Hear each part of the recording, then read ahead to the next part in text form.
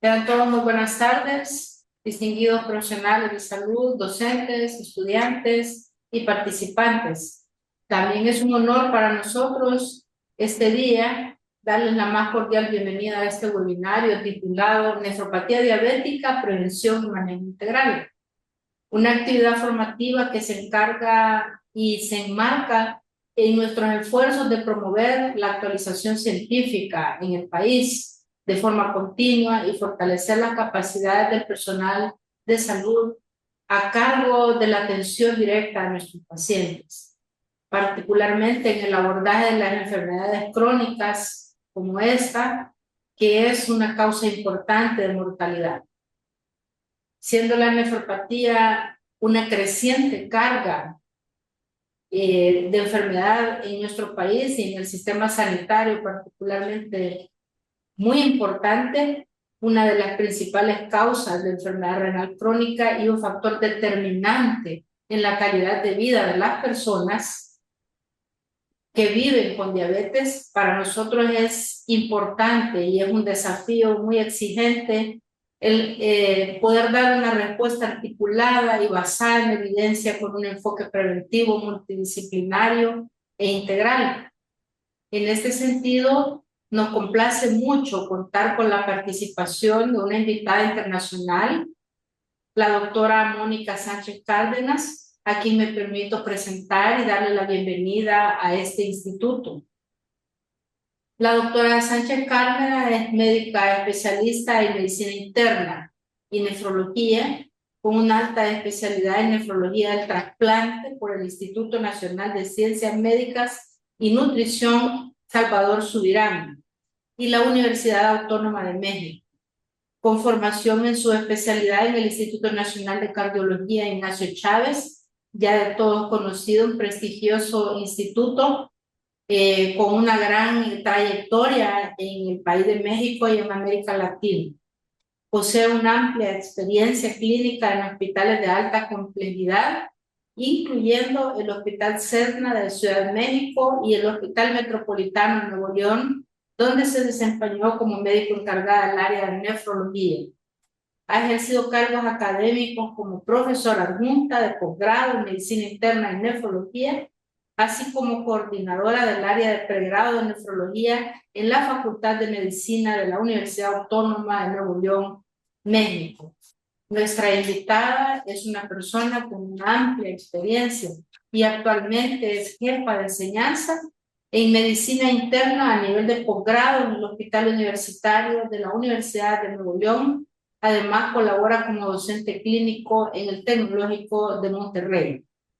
Cuenta con publicaciones científicas en revistas internacionales y nacionales en temas de trasplante renal, COVID-19 y enfermedad renal crónica. Ha sido ponente en congresos nacionales e internacionales, destacando su participación en la Sociedad Mexicana de Trasplantes, la Sociedad Boliviana de Nefrología. Entre sus distinciones destacan el reconocimiento como mejor residente de medicina interna de la Universidad Autónoma de Nuevo León en 2017, primer lugar nacional en retos diagnósticos del Colegio Mexicano de Medicina Interna en 2016 y mención honorífica en su titulación como médico cirujano partero. La doctora Mónica Sánchez es bienvenida a esta institución con este gran currículum, agradeciéndole su dedicación para nosotros y para el Sistema Nacional Integrado de Salud. Muchas gracias, doctora, por aceptar nuestra invitación.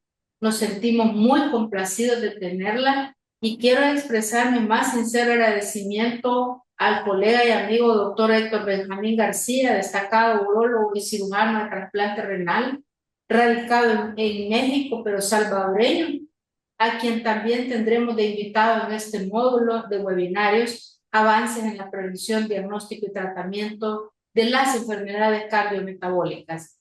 Le deseo una jornada académica enriquecedora que propicie el análisis crítico y genere aportes significativos, estimada doctora. Le cedo la palabra. Muchas gracias a todos. Muchas gracias por la invitación. Saludos desde acá, desde México. Muchas gracias. Es un honor para mí estar con ustedes esta mañana, esta tarde ya. Y pues bienvenidos a México. Yo me encuentro en Monterrey, que está en la parte norte del país. Son bienvenidos ustedes. Muchas gracias a su país por la invitación y muchas gracias al doctor Benjamín por considerarnos en estas charlas académicas. He preparado para ustedes este material como un resumen muy amplio y muy positivo de lo nuevo que tenemos para ofrecerle a nuestros pacientes que viven con diabetes y que viven con enfermedad renal por diabetes. Recordemos que la enfermedad renal por diabetes sigue siendo en todos los países estudiados la causa más frecuente por la cual un ser humano puede llegar a diálisis.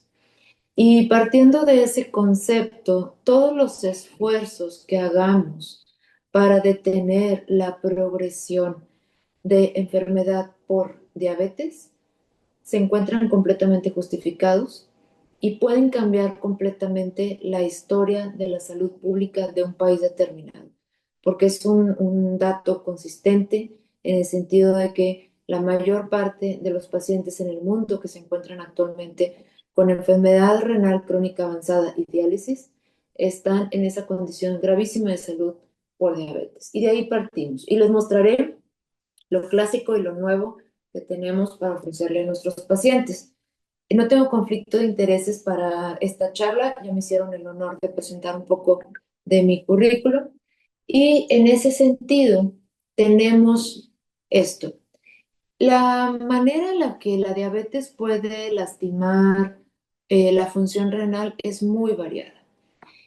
No toda va a ser diabetes. Un paciente con diabetes puede enfermarse de otras cosas, claramente, pero sin lugar a dudas, lo que va a suceder es básicamente esto. Vamos a tener efectos metabólicos por el daño por diabetes, por la glucosa. Vamos a tener pérdida de muchas de estas nefronas. Vamos a tener crecimiento de estas nefronas para intentar compensar un poco aquellas nefronas que van muriendo, aquellas células renales que van muriendo y tratar de compensar la función que se va perdiendo. Entonces, este es un diagrama que a mí me gusta mucho porque resume cómo el daño por diabetes es muy amplio, es muy temprano, o sea, no hay que esperar a que un paciente tenga muchos años enfermo con diabetes como para considerar que ya está presente el daño renal y abarca diferentes compartimentos de la nefrona, abarca túbulos, abarca células endoteliales y abarca podocitos. Y con base en este diagrama podemos entender que la manera más importante para tener progresión es buen control de la diabetes, pero que todos estos cambios que ustedes ven en esta diapositiva lo vamos a ver frecuentemente en el laboratorio como proteína en la orina, como albúmina en la orina. Ese va a ser el sello particular y el dato característico de la enfermedad renal por diabetes, la presencia de proteína. Veremos más adelante que no todos los pacientes con enfermedad renal por diabetes van a tener proteínas en la orina. Eso es muy importante. La mayoría, pero no todos. Entonces, los datos más importantes en este sentido para poder detectar bien a los pacientes va a ser el seguimiento del laboratorio, detectar rápidamente proteínas y saber que todos estos mecanismos de daño están apareciendo en nuestros pacientes de manera temprana. ¿Okay?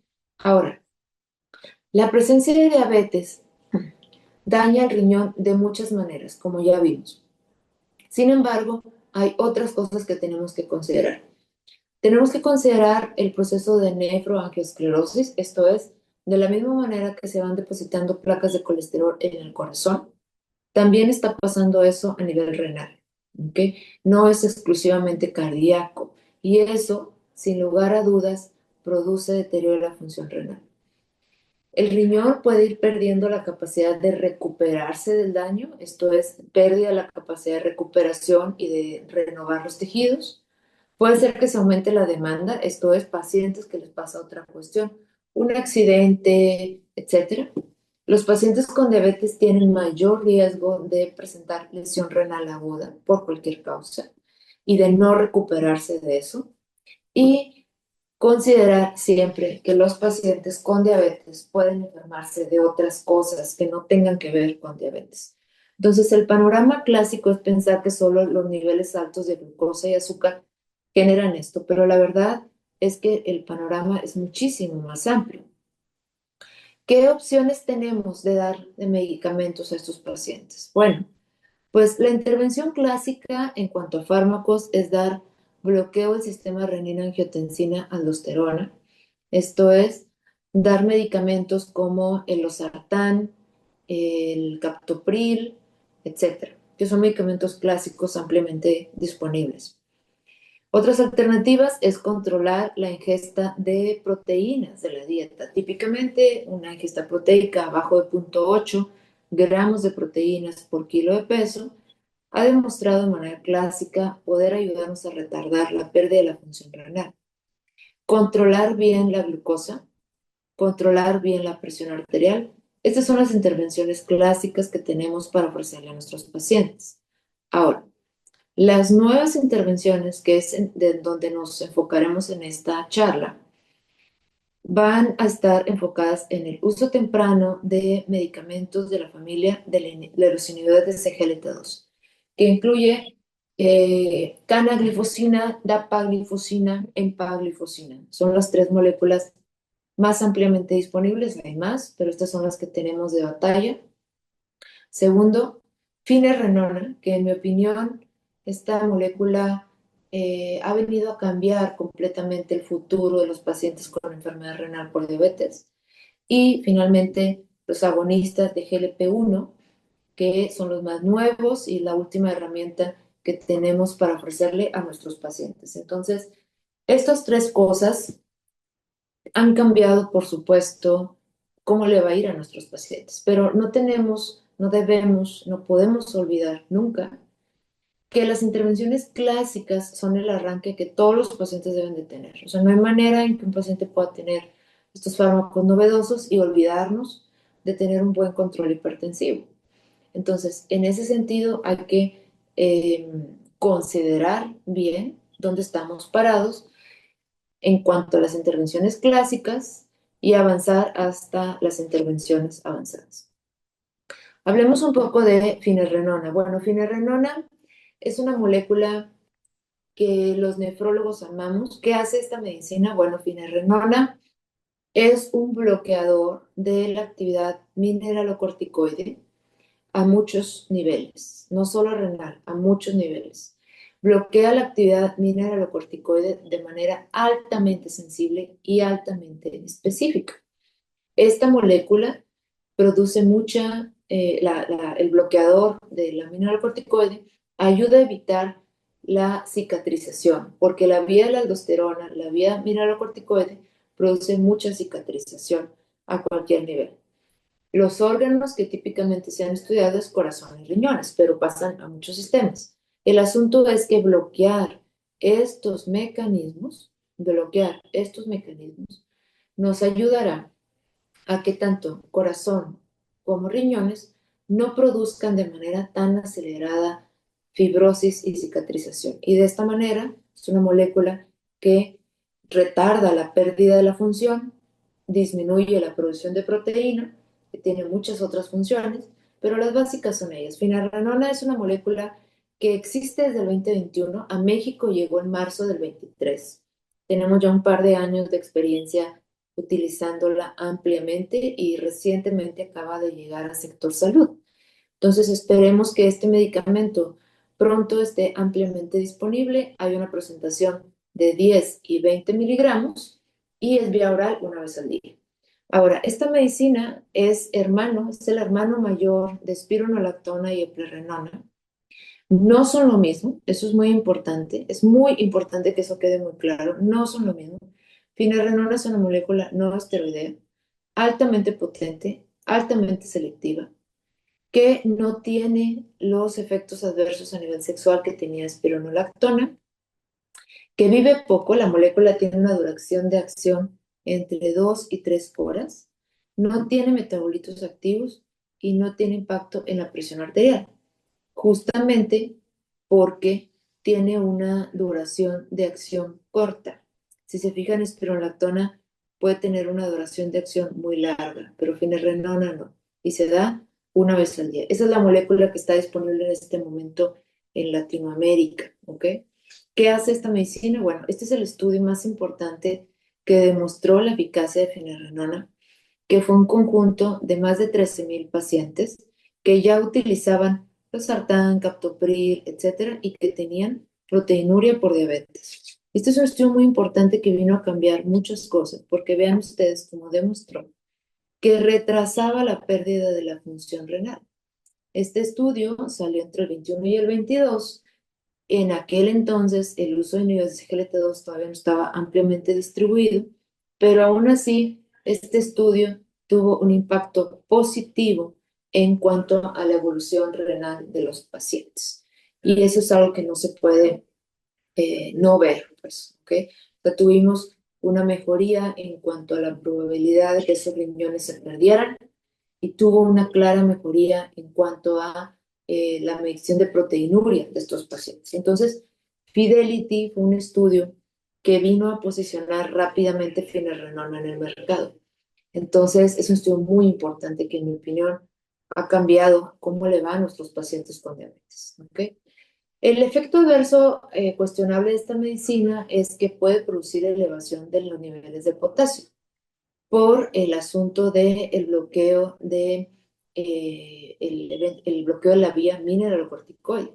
Hay que tener cuidado, no hay que tenerle miedo, pero hay que tener cuidado en ese sentido, porque esta medicina puede producir elevación de los niveles de potasio, generalmente no a niveles graves. Hay que tener precaución si sus niveles de potasio están arriba de 5,5 y debajo de ese nivel tratar de permitir que la molécula continúe. Esta molécula es sencilla de usar, les decía, hay de 10 y de 20 miligramos. ¿Cómo decidir una dosis u otra? Depende del potasio basal que tengan sus pacientes. Si su paciente filtra más de 60 mililitros minutos, pueden iniciar con 20 miligramos. Y si está abajo de 60, hay que iniciar con 10. A las 4 semanas, midan ustedes niveles de potasio y pueden ajustar la dosis. ¿Okay? La hipercalemia es rara, la verdad es que es raro que tengamos que quitar la molécula, no hay que tenerle miedo porque el beneficio es claramente superior. Ahora, las preguntas que están pendientes y que nos las va a responder el tiempo es, ¿qué tanto podemos esperar para iniciar ese medicamento? En mi opinión, hay que iniciarla lo más pronto posible. ¿Qué tanto podemos ser tolerantes al tema de la hipercalemia? Bueno, pues siempre hacer todo lo posible para mantener el medicamento, utilizando otras estrategias como cuidar el potasio de la dieta, vigilar que no sea acidosis metabólica vinculada al potasio, cuidar otros medicamentos que pueden subir el potasio, ver que no tengamos obstrucción de la vía urinaria, etc. ¿Qué pasa con los pacientes que tienen enfermedad renal pero no es por diabetes? ¿Deberían usar finerenona? Sí. La evidencia cada vez es más claro que no solamente en diabetes está prendida esta vía mineralocorticoide, sino hay otras enfermedades, muchísimas otras enfermedades que se beneficiarían de finerenona. Y la siguiente pregunta pendiente es, ¿qué pasa con los enfermos renales que no tienen proteinuria? Porque ya hay un grupo de pacientes que pueden tener diabetes, daño renal por diabetes y no tener proteína. Entonces, en ese sentido, la lógica nos dice que aún así se beneficiaría. Hay que tener cuidado, pero aún así se beneficiaría con base en la evidencia más reciente que tenemos, pero el tiempo es el que nos va a dar la respuesta. ¿Por qué hago énfasis en eso? Porque puede ser que estos 25% de los pacientes con diabetes, con enfermedad renal por diabetes, no tengan proteinuria importante. Y esto puede ser porque ya usaban los sartán o porque tuvieron eventos de lesión renal que se resolvieron, o puede ser una variante genética. Pero eso no significa que no necesiten este grupo de medicamentos que son bloqueantes de la proteína. Entonces, el resumen de este segmento es, en mi opinión, la finerenona es como una aspirina para los riñones, potente, selectiva, que funciona, Adversos menores. Se da una sola vez al día. Debe de iniciarse pronto y rápido de manera consistente. Vigilar los adversos, sobre todo potasio, pero no tenerle miedo. Es un medicamento muy básico en este momento para la función renal de los pacientes y es recomendación 1A en las guías clínicas de cardiólogos, nefrólogos, endocrinólogos, etcétera. Siguiente, agonistas de GLP-1. Bueno, los agonistas de GLP-1 son la otra joya de la corona que tenemos para nuestros pacientes. La evidencia es más reciente, pero vean ustedes como ya hay algunos estudios previos, viejitos, donde estas moléculas empezaban a estudiar y empezamos a poner atención en qué hacían a nivel renal. Y sí, desde el principio muchos estudios empezaron a dar pistas de que podía funcionar. Liraglutide, semaglutide. Hablo de ese tipo de medicamentos de la glutide, ¿ok? Estos estudios son viejitos, este trabajo ya tiene sus años, pero no sorprendía que estos medicamentos empezaron a funcionar también a nivel renal. Avanzó el tiempo y después tuvimos este estudio, que fue un estudio muy importante para ver qué pasaba con estas medicinas y el riñón. Fue un estudio en donde interesantemente solo un 15% utilizaba inhibidores GLT2, que hoy son primera línea de atención, pero aún así, comparado versus placebo, ofrecía beneficio. ¿Qué población incluyeron? Incluyeron pacientes con diabetes y enfermedad renal, pero que tuvieran más de 25 filtrado y que tuvieran más de 100 miligramos de albúmina, de proteínas en la orina. ¿Ok? Entonces, esta fue la población de pacientes y vean ustedes los resultados tan impresionantes, en donde el uso de semaglutide versus placebo ofrecía mejorar los desenlaces renales. Y a partir de este estudio, que fue un estudio tan importante, todavía más adquirió importancia el uso de estos medicamentos. Ahora, ¿de qué medicamentos hablo? Hablo de semaglutide, liraglutide, ¿ok? Que hay muchísimas variantes. Seguramente pronto veremos evidencia con tirzepatide también desde el punto de vista renal. Y estos medicamentos, ¿cuál es su limitante? El costo. El costo sigue siendo el gran pero. Estos medicamentos en México están empezando a llegar a nuestro sistema de seguridad social, de salud. Entonces esperemos que pronto estén ampliamente disponibles. ¿Por qué? Porque ya demostraron disminuir los desenlaces cardiovasculares también. Los pacientes se mueren menos, pierden menos función renal. Y eso es algo que no se puede evitar. ¿Qué hacen? Bueno, estos medicamentos regulan la vía de las incretinas y a nivel renal hay muchos segmentos renales donde estos medicamentos tienen un receptor. Está presente a nivel vascular, macrófagos, células endoteliales, células yuxtaglomerulares, túbulos, membrana, etc. Entonces, este receptor, el receptor de semaglutide, etcétera, la vía de las incretinas, tiene un papel muy importante a nivel renal. No estoy hablando de pérdida de peso, no estoy hablando de obesidad, no estoy hablando de diabetes, sino son fármacos que directamente tienen unión a ciertos componentes renales y que justifican el beneficio que tienen a nivel renal. ¿Ok? Ahora, a nivel de tejido renal, la nefropatía por diabetes produce muchos cambios, ¿ok?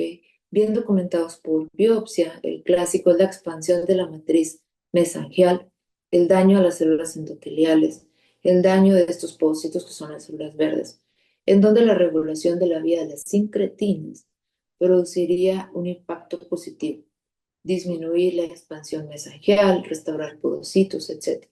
El mensaje es: independiente de diabetes, independiente de peso, independiente de salud cardiovascular, tiene un mecanismo positivo a nivel histológico renal que justifica su uso. ¿Ok? Esto es, son antifibróticos. Entonces ya tenemos un segundo antifibrótico tomado a finerenona. Esto ya se ha demostrado por medicina básica molecular, en donde el uso de estos medicamentos bloquea la formación de colágeno y impide que se degrade el colágeno 3. Y esto hace que el tema de la cicatrización renal se detenga, ya demostrado a nivel molecular. Ahora, como un efecto adverso, tenemos este tema de la obesidad. Bueno, pues en el tema de la obesidad, al principio decíamos, bueno, quizás el beneficio solo es como antifibrótico. La verdad es que no. Los pacientes pierden peso rápidamente con estas medicinas y recordemos que la obesidad per se es un factor de riesgo muy importante para perder la función renal. Bloquean el desarrollo de obesidad, bloquean la activación del RAS, bloquean la hipertensión intraglomerular y eso hace que estos riñones se desinflamen y duren más tiempo. Entonces, como un efecto adicional, estos medicamentos bloquean el efecto patológico de la obesidad a nivel renal como beneficio extra. Hasta este punto podríamos decir, oye, los agonistas de GLP-1 deberían ser utilizados de manera temprana como protectores renales en diabetes. Sí, no deberíamos esperar tanto tiempo. ¿Qué nos limita? El costo. En cuanto a los adversos, son tolerables. Y aquí tienen semaglutide, liraglutide con presentaciones orales, presentaciones inyectables semanales y presentaciones inyectables diarias. Depende mucho del perfil del paciente, pero creo que hoy en día deben verse como protectores renales, sin lugar a dudas. Y esto es independientemente de peso o de otras características. Ahora hablemos de los inhibidores de GLP-2 y con esto me refiero a dapaglifosina, canaglifosina, empaglifosina, que son medicamentos muy clásicos, forman parte del cuadro básico en México de la Secretaría de Salud y Seguridad Social. Y esas son las moléculas que más comúnmente tienen disponibles. ¿Qué hacen? Son moléculas maravillosas que hacen muchas cosas y se ha enfocado su investigación en la protección cardíaca y la protección renal. ¿Ok? En ese sentido, en cuanto a la protección cardíaca y la protección renal, vean ustedes cómo produce un efecto natriurético que hace que la presión arterial baje un poco. Pero, en resumen, este efecto natriurético, el impacto más importante que va a tener va a ser disminuir la presión intraglomerular. Hace que los glomérulos no estén hipertensos y eso hace que estos riñones duren más tiempo. Yo le explico a mis pacientes, es como si la dapaglifosina o canaglifosina o empaglifosina pusiera un freno a los riñones, bloquea la hiperfiltración y hace que estos riñones duren más tiempo. Pero adicionalmente hace otras cosas, bloquea el estrés oxidativo, cuida el endotelio, hace que estos riñones no envejezcan mal.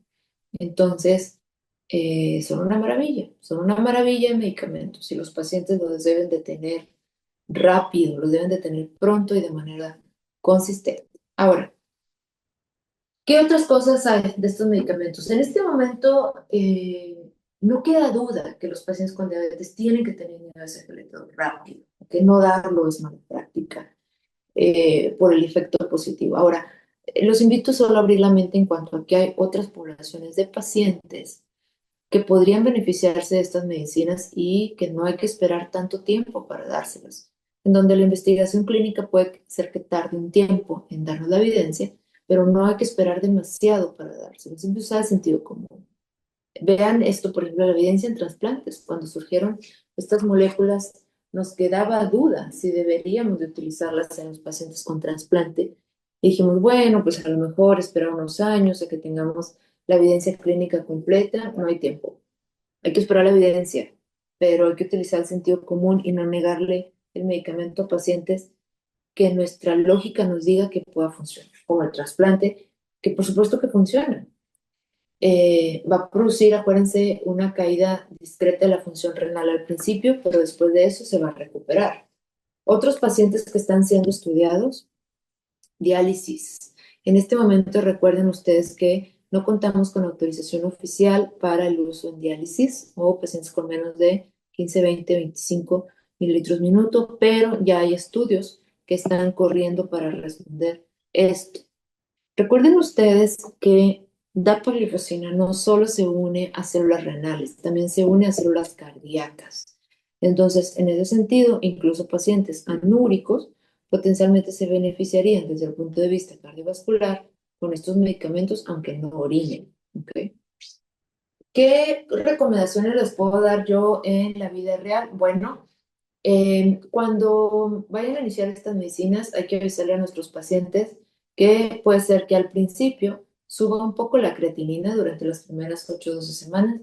No hay que asustarse, no hay que alarmarse. puede pasar y con el tiempo no tiene mayor impacto negativo. Es meramente la adaptación renal a el medicamento. Verificar siempre que el funcionamiento de la vejiga sea el adecuado. Cuando no hay un buen vaciamiento de la vejiga puede quedarse con orina residual y favorecer la presencia de infecciones. Recuerden ustedes que son medicamentos que trabajan eliminando azúcar en la orina, son glucosúricos potentes. Si tienen pacientes que pueden tener vejiga neurogénica por diabetes, hay que esperar. Pacientes que tienen quizás vaciamiento en problemado por hiperplasia prostática, hay que ser cautos. Y si es necesario, podemos dar profilácticos antisépticos urinarios para que nos permita utilizar el medicamento sin gran problema. Siempre hay que hacer un análisis adecuado de a qué pacientes se lo vamos a dar con base en estas consideraciones, identificar a los pacientes que tenemos de alto riesgo y extremar precauciones en cuanto a infecciones de orina, etcétera. No ser miedosos, o sea, si por ejemplo ustedes tienen o son pacientes que han tenido infecciones de vías urinarias previas y queremos utilizar estos medicamentos, bueno, ¿qué hay que hacer? Hay que ver por qué se infecta, hay que ver si el tema es el vaciamiento, si el tema es que el paciente no beba líquidos, hay que ver cuál es el problema, intentar arreglarlo, darles la molécula y vigilarlos, pero no tener miedo. Ahora, conforme hemos tenido evidencia de lo que hacen estas medicinas, cada vez tenemos más datos que nos dicen que estos medicamentos hacen más cosas. Por ejemplo, hemos aprendido que estas medicinas son natriuréticos, ¿ok? Y que ayudan a la eliminación de agua libre en la orina, similar a lo que hacen las cápsulas de sal o las cápsulas de urea. Entonces ya hay investigación muy importante en el desarrollo o el manejo del CADH, síndrome por secreción inapropiada de vasopresina. Entonces ustedes pueden revisar como ya cada vez hay más evidencia y son moléculas que funcionan. Yo lo he utilizado y sí van a ver ustedes mejoría en ese sentido. Otro gran área de investigación de los MSFLT2 son narradores de magnesio a nivel del túbulo y a nivel intestinal. Entonces, aquellos pacientes que tienen hipomagnesemia, niveles bajos de magnesio en sangre de manera refractaria, pues podrían potencialmente beneficiarse con estos medicamentos. Este es solo un ejemplo de un reporte que anda por ahí en la literatura de un par de casos con hipomagnesemia refractaria. Casi siempre es debido a quimioterapéuticos que producen grandes pérdidas urinarias de magnesio, en donde vean cómo tras el inicio de empaglifosina produce una reducción de la cantidad de magnesio excretada en la orina y una disminución de la cantidad de magnesio que estos pacientes tienen que tomar. Son los que toman 10, 12 tabletas de suplementación, donde damos estos medicamentos y requieren menos dosis pues, de medicamentos. ¿Cómo lo hacen? Bloquean la eliminación renal de magnesio y bloquean la pérdida gastrointestinal de magnesio, que recuerden que es un porcentaje mucho menor, pero significativo. Aquellos pacientes que tienen diarreas crónicas pueden tener este problema con más frecuencia, entonces a considerarlo como otras cosas. También, por ejemplo, ya sabemos que disminuye de un 30% a un 40% la probabilidad de recurrencia de piedras renales, es otra cosa que tienen que considerar. Funciona. El resumen es que son moléculas protectoras renales desde muchos puntos de vista y hoy es primera línea de recomendación en nuestros pacientes con nefropatía por diabetes. ¿Qué falta de saber? Falta saber si hay que quitarlos en algún momento. Falta saber si la creatinina está subiendo progresivamente, en qué momento deberíamos quitarlos o nos esperamos. Falta qué pasa con los pacientes que no tienen diabetes. Creo que esta respuesta ya está parcialmente disponible, funciona. Pacientes con cardiopatía isquémica, fe cardíaca, etc. ¿Y qué pasa con la enfermedad renal no proteinúrica? En mi opinión, funciona y hay que utilizarlo independiente de que los pacientes no tengan albuminuria por el perfil cardiovascular tan positivo que tienen estos pacientes. ¿Ok? Ahora, la gran maravilla de esto que hemos hablado, ya hablamos de finerenona, ya hablamos de los inhibidores SGLT2, ya hablamos del bloqueo del RAS, de la importancia de la restricción proteica, de la dieta y el ejercicio. Bueno, ¿qué pasa si usamos todas las herramientas que tenemos? Eso sería la pregunta más importante. Los estudios clínicos dicen este estímulo, que si el paciente utiliza todas estas medicinas de manera temprana, rápida, combinada, podríamos retrasar la pérdida de la función renal varios años, ¿ok? Vean ustedes cómo el tratamiento convencional versus el tratamiento intensivo sí retrasa años el inicio de terapia dialítica, por ejemplo, o eventos renales mayores. Hace un par de semanas en Viena vimos que el uso combinado de dapagliflozina y finerenona produce una reducción del 55% de la albuminuria desde las primeras semanas. Es un dato muy importante. ¿Por qué? Porque quizás el evento combinado de todo esto, o sea, que nuestros pacientes tengan la disponibilidad de utilizar todas estas medicinas, según los estimados de la gente que sabe, podría retrasar el inicio de enfermedad renal avanzada hasta en 25 años. Entonces, es un número que no podemos subestimar. Ya decimos todo, ya le dimos todos los mejores medicamentos. ¿Por qué podría no jalar bien? Bueno, quizás ya tiene mucho daño por placas de colesterol a nivel renal. Quizás su capacidad de recuperación no es buena. Quizás está expuesto a mucha demanda. Esto es un gran gastador de energía, eventos agudos, hospitalizaciones, etcétera. O bien, también puede ser que el paciente tenga alguna forma de enfermedad renal que no tenga que ver nada con diabetes. Esto es, un paciente puede tener una gran cantidad de proteinuria o albuminuria y ser mieloma, que no tiene nada que ver con diabetes. Por eso es muy importante tratar de establecer siempre, en la medida de lo posible, la razón precisa por la cual nuestros pacientes se enferman. Y aquí tenemos un ejemplo. El conocimiento clásico nos decía que desde el primer día que un paciente desarrollaba diabetes hasta el momento en donde el paciente tenía enfermedad renal por diabetes, solían pasar 10 años. Ahora, eso en el estimado de que el paciente antes de toda esta cuestión tuviera riñones sanos, ¿ok? Esto es, un paciente que tenía un riñón sano, que son estas bolitas que vemos aquí, que se expone al daño por diabetes y que desarrolla estos cambios. Algunas nefronas se pierden, el resto crecen, etc. Quizás si el paciente parte de riñones sanos, tenga una década para hacerlo. Pero la verdad es que lo más común es que el paciente tenga comorbilidad suficiente como para no arrancar con riñones sanos. Y entonces en esos pacientes ustedes no tienen 10 años para hacer algo. Son pacientes que ya tienen cierto grado de enfermedad renal, vean cómo se han perdido células.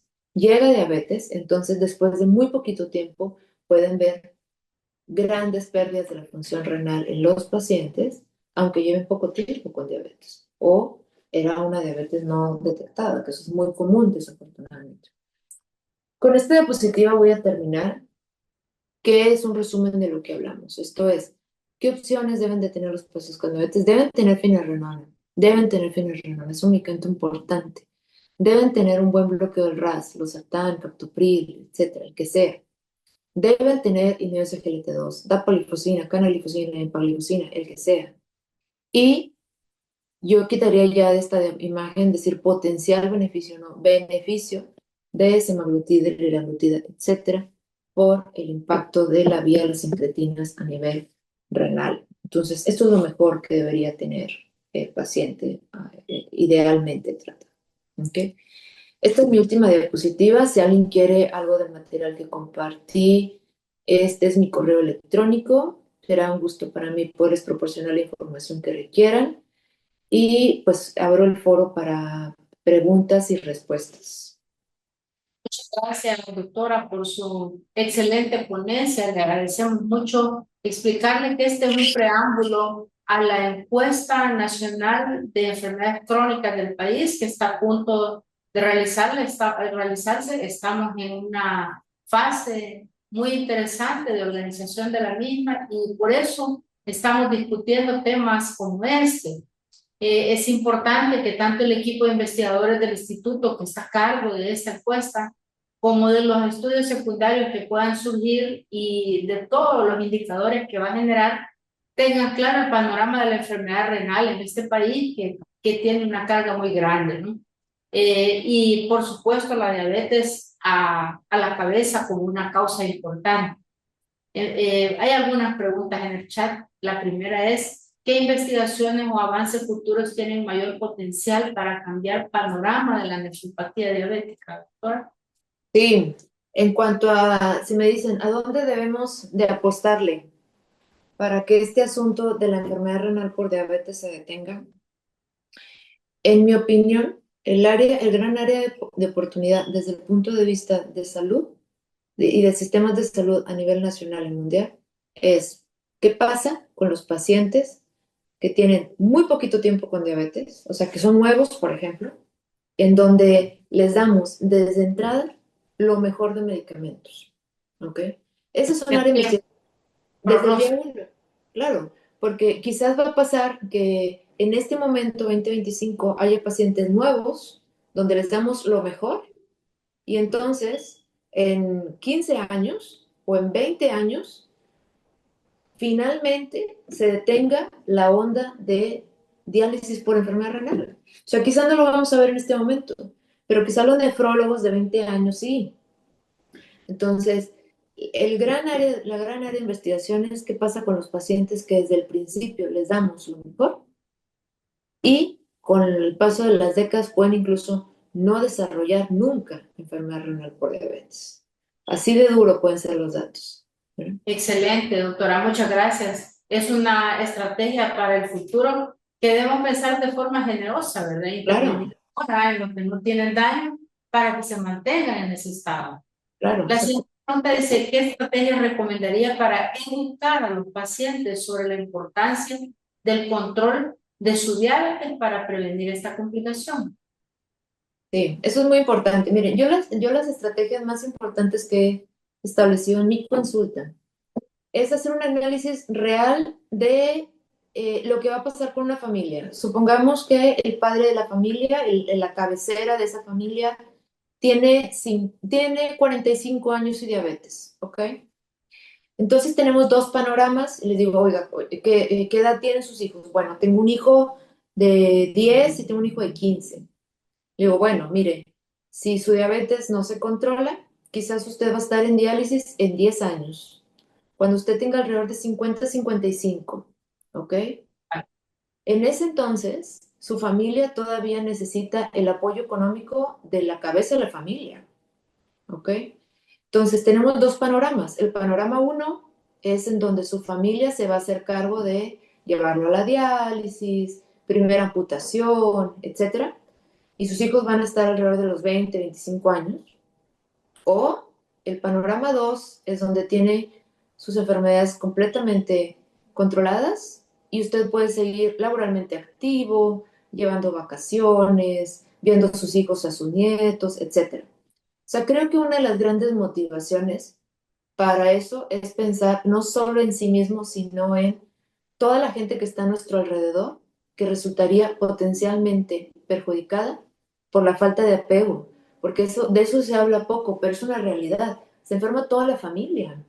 No Y es es nada una más. estrategia bien convincente. Claro, claro. Entonces le digo, mire, esto en 15 años su hijo en lugar de estar yendo a la universidad, lo va a estar llevando a la diálisis 3 veces por semana. Usted no puede ser egoísta. O sea, hay que pensar, no En los demás. ahorita, en los demás. Y eso a mí me ha enseñado mucho y convence a los pacientes porque cuando uno habla de esas cuestiones dice, oye, tomarme mi pastilla en la mañana no nada más es por mí, es por la gente que está alrededor, claro, totalmente. Buena estrategia para ir aplicando. Piense no solo en usted, piense en los demás. Una buena. Claro, los demás, claro.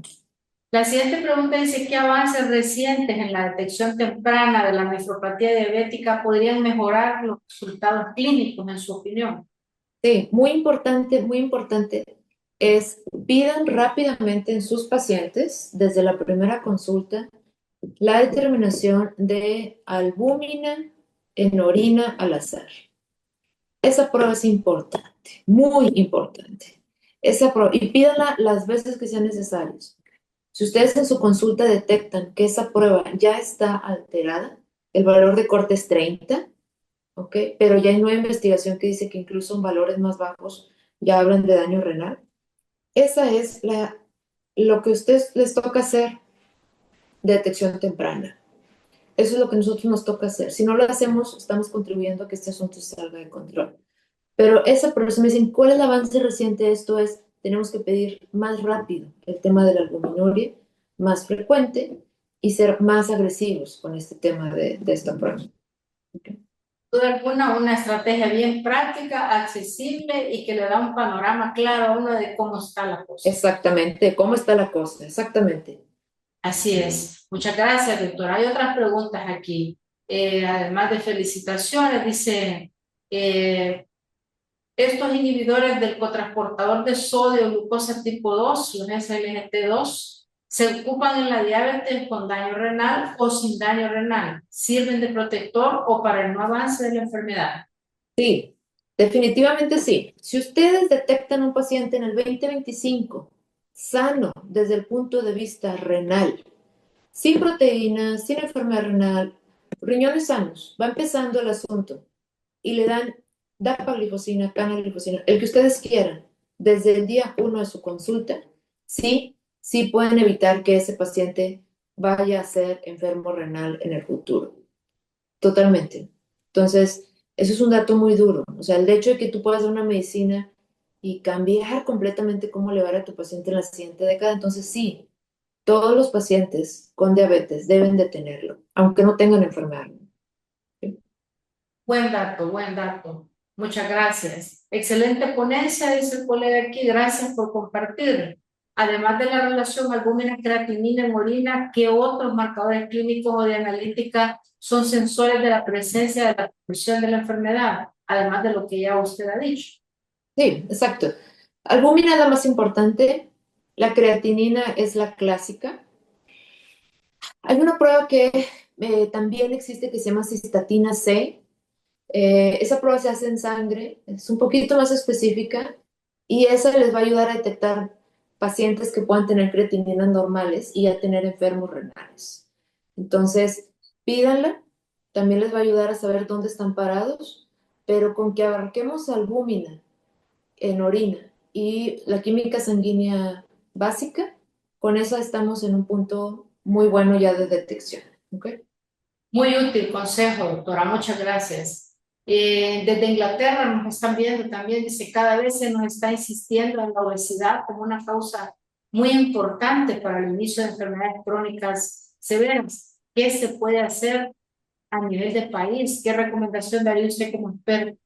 Sí, este tema de eh, la obesidad es un dato para enfermedad renal, o sea, los pacientes con obesidad importantes son enfermos renales, hay que decirlo como tal, Claro. son enfermos renales. Entonces, si decimos, oye, ¿cuál es la intervención de salud que puede realmente cambiar este asunto? Siempre hay que empezar con educación, estilo de vida, consulta médica de calidad, acceso a los medicamentos, por supuesto.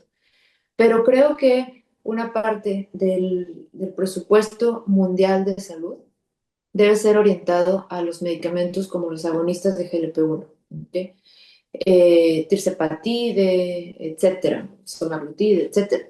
O sea, la inversión en salud en estos medicamentos va a ser una gran inversión, porque miren, en México el mes de terapia dialítica debe costar unos $2,000, entre 2,000 y $2,500 mensuales, ¿ok? Entonces, cuando uno hace un análisis de lo que cuestan estos medicamentos, pues es más barato pagar Ah, medicamentos que pagar diálisis, sin lugar claro. a, sin lugar a dudas. Eso es interesante porque también a la larga es como farmacoeconomía, ¿verdad? Ver Claro, qué es más importante de invertir y qué es menos costoso y con un mejor impacto en la calidad de vida de las personas. claro, claro, Hay otros comentarios aquí, es decir, de si ocupamos estos medicamentos en pacientes diabéticos de manera temprana, estaremos previniendo la diálisis del futuro. Un gran mensaje para un país en donde tenemos una demanda de diálisis terrible, ¿verdad? Y no se diera trasplante renal. claro, claro. Idea de decirles la realidad de lo que sucedería con la familia. Excelente conferencia desde Inglaterra, siempre nos ven. Buenas tardes, excelente ponencia. ¿Qué estrategias puede realizarse personas con prediabetes? Preguntan aquí. Eso es muy bueno. Miren, si ustedes ven pacientes que ya están, por ejemplo, con resistencia a la insulina, por ejemplo, pues con resistencia a la insulina, pues sí, o sea, nos funciona metformina, etcétera. Pero que no se nos olvide también que, por ejemplo, dapaglifosina ayuda muy bien a la resistencia a insulina. También les va a ayudar y van a proteger función renal. Entonces es 2 por 1. Ahí también les puede servir este tipo de medicamentos. También ayuda para estos pacientes con prediabetes. Es tan útil estar escuchando de una experta en trasplante con el cúmulo de entrenamiento que usted tiene. Estos consejos tan prácticos, doctora, para la gente, porque aquí nos está escuchando gente de la Dirección de Enfermedades No Transmisibles del Ministerio de Salud. Y es tan útil esta actualización, no solo para los investigadores, sino también para los tomadores de decisión de nivel central del MinSal. Buenas tardes, dicen, excelente ponencia. Bueno, ya esa ya la leímos. Los medicamentos genéricos son igualmente efectivos o sugieren los originales para los sistemas de salud. Es una pregunta muy buena. Yo creo que en este mundo hay que cuidar mucho la plata, los centavos. Cada peso cuesta. Y hay que cuidar que la receta de nuestros pacientes no sea tremendamente cara. Eso hay que tenerlo muy claro y yo soy fervientemente precursora de la medicina debe ser sencilla, precisa, real, real, en países como los nuestros donde cuesta ganarse y llevar comida a la mesa. O sea, hay que ponerse en el lugar de nuestras familias. Sí, Totalmente. Entonces, en ese sentido, si por ejemplo me dicen, oye, doctora, tengo un losartán genérico y tengo un losartán de patente, y mi losartán de patente me cuesta 10 veces, yo les diría, compra un genérico, no pasa nada, no hay tema. Y ese dinero que ahorremos ahí, invirtámoslo en otros medicamentos, por ejemplo, finerenona. Finerenona le faltan años todavía antes de que tengamos un genérico. Entonces, lo que podamos ahorrar, hay que ahorrarlo. Y ese ahorro hay que invertirlo en los otros medicamentos donde todavía no tenemos manera de ahorrar.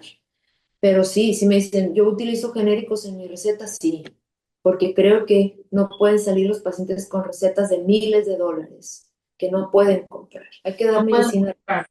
Claro, totalmente. Así es. ¿Cuál de los dos medicamentos es el de primer escoge, agonista GLP-1 o SGLT2 en pacientes con diagnóstico de diabetes mellitus? Usen de entrada inhibidores de GLT2. Gana. Ese Es el medicamento gana, gana contra todos. Si tienen que invertir y tienen una cantidad determinada de dinero, arriba de su lista de lo que van a comprar con ese dinero van los inhibidores de CGLT2. Siempre. Excelente, doctora. Muy buenas respuestas a todas estas interrogantes. Ha sido la doctora Mónica Sánchez Cárdenas, especialista en nefrología de trasplante del Instituto Salvador Subirán y del INSINCH, y quien ejerce en Nuevo León, entiendo, ¿verdad? Es Eh, correcto. Así es, doctora. Un gusto saludarle y quisiéramos mantener el contacto, además de agradecerle desde el Instituto Nacional de Salud por su valiosa contribución con esta conferencia